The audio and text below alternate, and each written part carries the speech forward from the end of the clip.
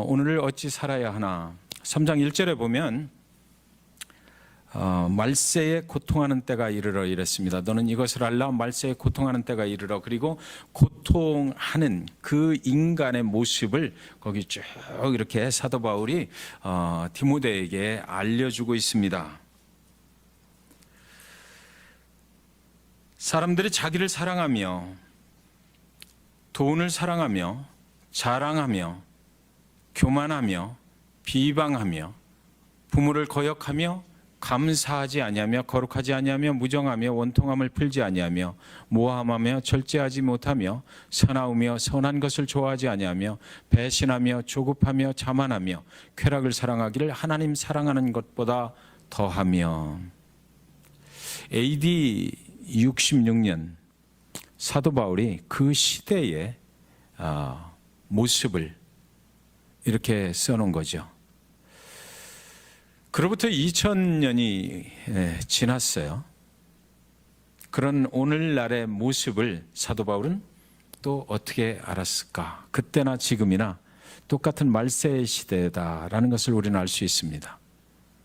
그런데 그 속에서 저와 여러분이 지금 고통당하고 있다라는 거죠. 오늘날 우리가 살아가는 시대는 고통당하는 때입니다. 그래서 오늘날 이런 고통당하는 때에 우리가 과연 어떻게 살아야만 제대로 살 수 있는 것인지, 어찌 오늘을 어찌 살아야 하나, 이런 질문이 우리가 생기는 거죠. 이것을 해결할 수 있는 근본 대책은 무엇인가? AD 66년에 그랬고 오늘날도 똑같은 현상이 지금 이렇게 벌어지고 있다면 과연 이것을 인간의 힘으로 해결할 수 있다라는 생각을 우리가 할 수 있단 말인가라는 거죠. 세상은 이런 것을 해결하는 방법이 교육에 있다라고 하는 것 같아요. 교육을 잘하면 이런 것들이 해결될 수 있다. AD 66년 그때보다 지금은 엄청난 학교도 늘었고 학생들도 있고 좋은 교육시설 속에서 더 많은 교육을 받는데도 불구하고 이것이 줄어들질 않는다라는 거죠. 계속해서 늘어나고 있다. 그러면 교육이 그 해결책이 될 수 없다라는 거죠. 이 문제는 그럼 어디서부터 오는 것인가? 이 문제는 과연 어디로부터 온 것이기 때문에 이렇게 끊임없이 인간을 고통 속으로 잡아놓고 있는 것인가? 이것은 바로 인간 자신이 악하다라는 것, 그것 때문에 나타나는 것이다라는 것이에요. 이것을 해결하기 위해서는 인간들이 악하다라는 것을, 나는 악한 자로 태어났다, 내 안에 저럴 수밖에 없는 죄성을 가지고 태어났다라는 것, 그것을 인정하는 데서부터 해결점을 찾아낼 수가 있다라는 거죠. 그것을 인정하지 않는 한 우리는 저런 모습 속에서 고통을 계속해서 당하면서 살 수밖에 없다라는 것입니다. 혹시 여러분 저렇게 여러 가지 그 악한 세상 속에서 여러분이 공부를 열심히 하셔서 박사학위를 갖게 됐다. 그러면 저 문제를 좀 해결할 수 있겠습니까? 그렇지 않죠. 계속해서 공부를 많이 하는 사람들이 늘어나는데도 불구하고 우리가 살아가고 있는 세대는 여전히 그런 고통 속에 있다라는 거예요. 교육의 문제가 아니라 우리 자신이 매우 죄악된 존재들이다라는 것을 인정할 때 우리는 해결책을 거기서부터 찾아낼 수 있다라고 하는 것이죠. 3장 5절에 보면 그 해결책을 사도 바울이 이제 제시하기 시작하는데, 경건의 모양은 있으나 경건의 능력은 부인하니 이 같은 자들에게서 네가 돌아서라 그랬어요. 저런 세상 속에는 수없이 많은 경건의 모양은 있으나 경건의 능력을 부인하는 자들이 있기 때문에 저런 일이 일어난다.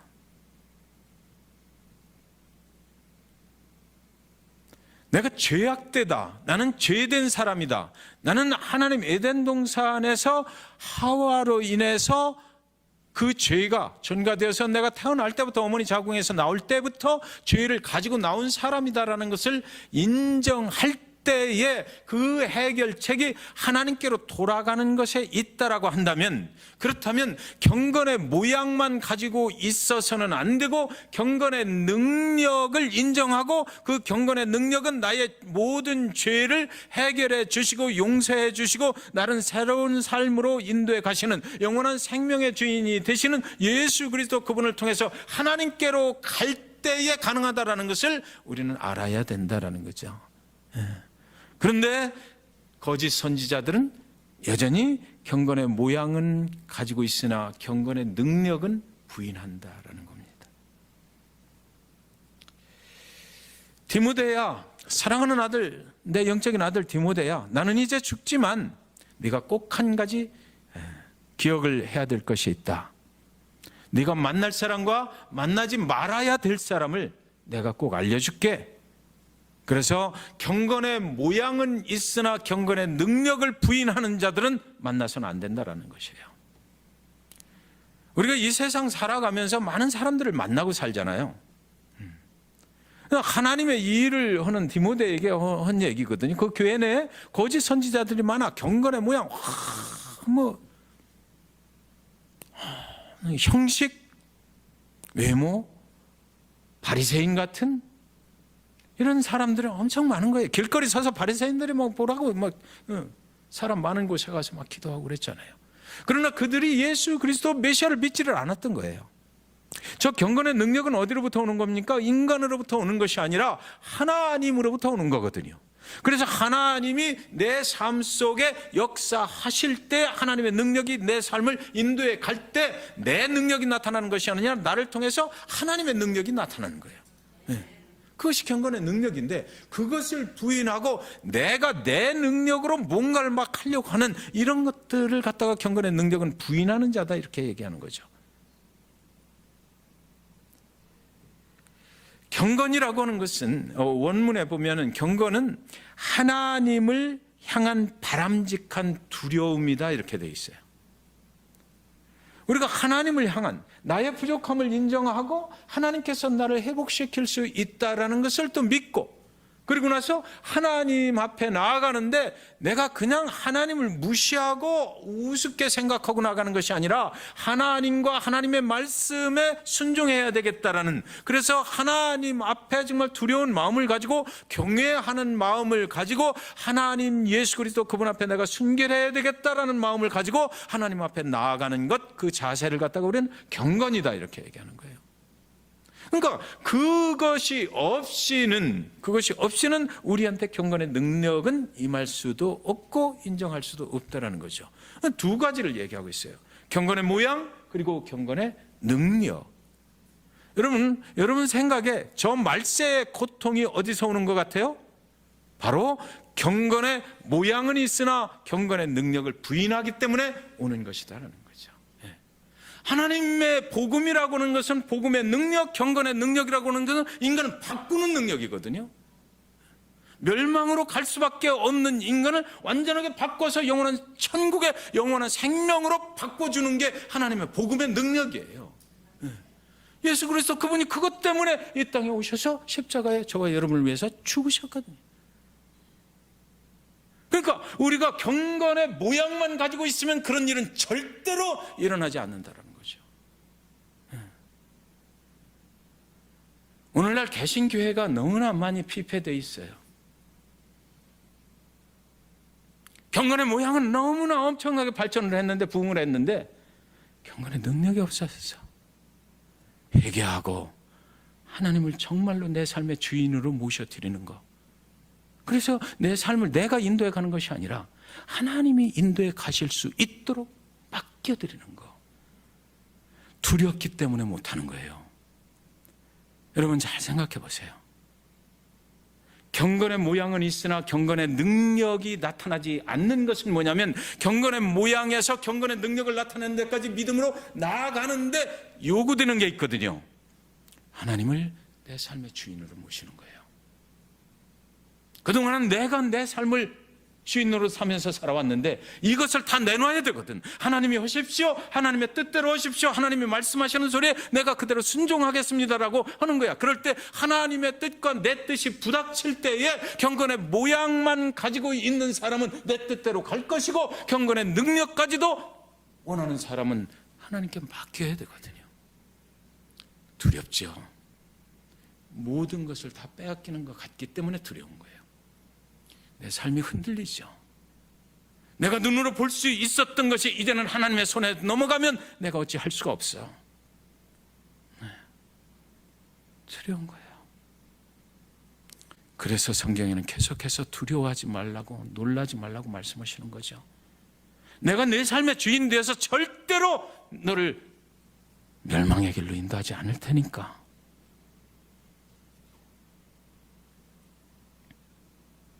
경건의 능력이라고 하는 것은 그래서 순종이라는 것입니다. 하나님의 말씀에 그대로 순종하는 것, 그거를 가지고 우리는 경건의 능력이다라고 그래요. 하나님께 순종하려면 모든 것을 하나님 앞에 맡겨야죠. 정말 맡기는 거. 오늘날 이 세상의 교회와 성도들에게 가장 큰 문제가 무엇입니까? 저는 바로 이 경건의 능력이 없다는 것, 저는 동의해요. 제 자신을 비롯해서 너무나 안타까운 거죠. 하나님은 살아계시다라고 입술로는 고백하고, 하나님은 나와 함께 하신다라고 입술로 고백하고, 그 하나님 앞에 기도하고, 그러나 정작 내 삶의 문제에 대해서는 내가 결정해야만 내 속이 풀리는, 내가 노력해서 하나님의 영광을 나타내려고는, 하나님께서 나를 사용하셔서 하나님의 영광을 스스로 나타내시게 나를 내드리는 것이 아니라, 내가 노력해서 어떻게든지 해서 하나님의 영광을 내드리려고 그러고, 교회 목회자가 되면은 내가 뭔가를 내 힘으로 잘해가지고 겉으로는 번듯하게 하나님이 하셨다라고 얘기하고 싶은 그런 탐욕과 그런 못된 것들이, 자랑하고 싶은 것들과 이런 것들이 내 안에 있기 때문에 그렇다 이거죠. 만약에 여러분 생각해 보세요. 정말로 하나님이 우리 삶의 그 위대하신 능력으로 개입해 버리면 무슨 일이 일어날까요? 하나님께서 우리 삶을 구체적으로 개입하시고 간섭해 달라고 기도는 하지만, 정녕 그분께서 구체적으로 개입하시고 간섭하실 수 있도록 우리는 얼마나 애들이나 새벽에 나와서 오늘 하루 순간순간 살아가면서 하나님께서 내 호흡을 주장하시고 내 영혼을 주장하십시오, 만나는 사람과의 모든 관계 속에서 하나님이 중재자가 되어주시고 모든 것들 하나님이 인도하심을 받을 수 있도록 해 주십시오라고 기도하지만, 정작 나가서 한 발자국 교회 밖으로 나가서 하나님 앞에 어떤 사람들을 만나고 비난의 소리를 듣고, 그럴 땐 뭐가 올라와? 고통의 소대에 분노가 올라오는 거예요. 어떻게든지 내가 저 사람을 막 고쳐주고 싶고, 어떻게든지 저 사람을, 내가 알고 있는 하나님의 기준을 가지고 저 사람을 고쳐버리고 싶고 막 이런 거죠. 그러니까 가만히 이 말씀을 묵상해 보니까 그 고통이 뭐예요? 내 자신한테 하나님의 말씀을 적용하려고 그러고 하나님의 뜻대로 살려고 그러면 난 고통하지 않아. 하나님의 말씀을 남한테 적용해 버리니까 고통스러운 거예요. 쟤는 왜 저래라고. 어느 목사님이 뭐 재밌는 말씀을 하시느라고 그런 말씀 하신 것 같은데, 국회의원하고 기자들하고 교수하고 목사는 절대 밥값을 안 낸대요.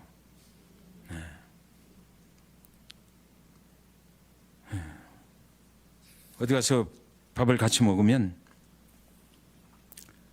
당연히 다른 사람이 낼 거다 생각을 한다는 거죠. 그래서 어느 날 이 네 분이 만났대. 식당에서 네 사람이, 국회의원하고 기자하고 목사하고 교수가 만났대요. 그날 밥값 누가 냈을까요? 식당 주인이 냈대요. 식당 주인이 냈대요. 저도 좀 썼으면 좋겠어요. 오늘은 내가 쏠게. 성도님 가십시다. 이런 일들이 일어나야 되는 거죠, 사실은. 그렇죠? 그러니까 제가 쏜다 그럴 때는 성도님들 믿고 쫓아오세요. 쏜다 그래놓고 가서 또 목사님 기도하십시오 그러면 또 오늘 대접하는 사람 축복해달라고 이렇게 안 할 테니까. 신앙생활 열심히 한다고 할 때 자기 의를 이루려는 잘못된 열심이 있어요. 아까 말씀드린 것과 마찬가지로 내가 무언가를 이루어내려고 하는 거, 그건 잘못된 거죠. 내 자신의 능력을 통해서. 이게 유대인들이 그랬고 바리새인들이 그랬습니다. 결국은 이들은 하나님께 불순종하는 자로 성경 기록이 되어 있거든요. 내 의로 나가면 안 되는 거죠. 우리가 열심히 신앙생활을 한다. 그러면 하나님의 열심 앞으로 나아가는 것인데, 그 하나님의 열심이라고 하는 것은 뭡니까? 그 핵심에 뭐가 들어있어요? 구원이 들어있는 거예요. 구원. 하나님의 구원 앞으로 나가는 거죠. 내 잘못된 것, 이런 것들을 하나님께서 구원하시고 치료하시고 회복시켜 달라고 나가는 거죠. 그것이 복음이고, 그걸 위해서 예수님이 죽으신 거예요. 그러니까 뭐 우리의 의가 뭐 이런 게 아니에요. 하나님의 예수 그리스도의 보혈로 우리를 덮어주셨다. 우리 안에는 자기 의가 들어있어요. 그거 튕겨나오지 못하게 그리스도의 보혈로 덮어주시고 나서 칭의, 내가 너를 의롭다라고 그래도 말해준다라는 거죠. 예수 그리스도의 보혈이 없이는 우리는 의로운 자가 절대 아니에요. 여러분, 저와 여러분이 다 같이 한번 하나님 앞에 기도할 때 그렇게 기도했으면 좋겠어요. 하나님, 저는 절대로 의로운 자가 아닙니다. 죄인입니다. 내 안에 있는 이 죄성이 나를 인도하지 못하게 하나님 예수 그리스도의 보혈로 덮어주시옵소서라는 거예요. 그거예요. 그게 있을 때 하나님께서 우리를 인도해 가실 수 있는 거고, 하나님의 능력이 나의 삶을 인도하실 수 있다는 거죠. 사도 바울이 죽음을 앞에 두고 가장 사랑한 사람 디모데에게 지금 하는 말이 이 말이에요. 절대로 경건의 모양과 경건의 능력을 분리시켜서 보지 말라는 거죠. 경건의 모양, 경건의 능력이 같이 가야 된다는 것입니다. 이게 중요한 거죠. 그러니까 우리가 가까이 해야 될 사람은 누구냐? 경건의 모양도 있고 경건의 능력도 인정하는 자. 그렇죠. 그의 삶을 통해서 경건해 보이는 것만큼 삶으로 증명될 수 있는 자와 가까이 하라. 그래야 축복된 만남이고 하나님의 능력이 너를 인도해 갈 것이다 라는 것입니다. 저와 여러분, 그런 분을 옆에 두셔야 되겠어요. 그죠? 그런 성도님들 만나야 돼요. 그 삶으로 뒷받침되지 않고 교회에 와서 경건한 척만 하면 뭐하냐고. 아무것도 아니죠. 함석헌 선생님이 그런 그 시 중에 그런 시가 있어요. 소개해 드릴게요. 그대 그런 사람을 가졌는가? 말리길 나서는 길, 처자를 내맡기며 내 마음 놓고 갈 만한 사람, 그 사람을 그대는 가졌는가? 온 세상이 다 나를 버려 마음이 외로울 때에도 저 마음이야 하고 믿어지는 그 사람을 그대는 가졌는가?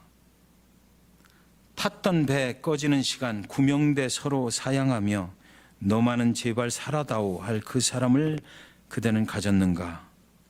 불의의 사형장에서 다 죽어도 너희 세상 빛을 위해 저만은 살려두거라 일러줄 그 사람을 그대는 가졌는가?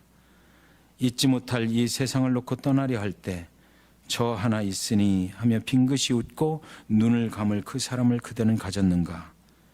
온 세상의 찬성보다도 아니 하고 가만히 머리 흔들 그 한 얼굴 생각에 알뜰한 유혹을 물리치게 되는 그 사람을 그대는 가졌는가? 여러분 주변에는 이런 사람이 있으십니까? 어떤 목사님이 30몇 년을 목회를 하시고 밤중에 응급실에 실려가게 됐는데 누군가의 도움이 필요하잖아요. 그래서 성도님들 생각을 쭉 해보는데 그 한밤중에 달려와 줄 성도님이 한 분도 없더래요. 말세에 고통당하는 시대인 거죠. 우리는 경건의 모양은 가졌으나 실제 삶으로 경건을 증명하면서 살아갈 그런 사람이 필요하다는 것입니다. 경건의 능력을 믿는 자들에게는 무슨 일이 일어날까? 이스라엘 자손들로 말미암아 여리고는 굳게 닫혔고 출입하는 자가 없더라. 여호수아 6장 1절에 그렇게 되어 있습니다. 우리가 인생 살아가면서 여러분 우리 앞에 장애물이 생겨요. 믿음으로 건너가야 되는데 장애물이 생겨요. 그랬을 때 보면 굳게 닫혀서 열릴 것 같지가 않습니다. 여호수아 6장 2절에도 보면 여호와께서 그때 여호수아에게 이르시되 보라 내가 여리고와 그 왕과 용사들을 내 손에 넘겨주었으니 이랬거든요. 자, 이 말이 참 기가 막힌 말이에요. 우리 앞에는 우리 눈에 보이는 것은 꽉 막혀 있어.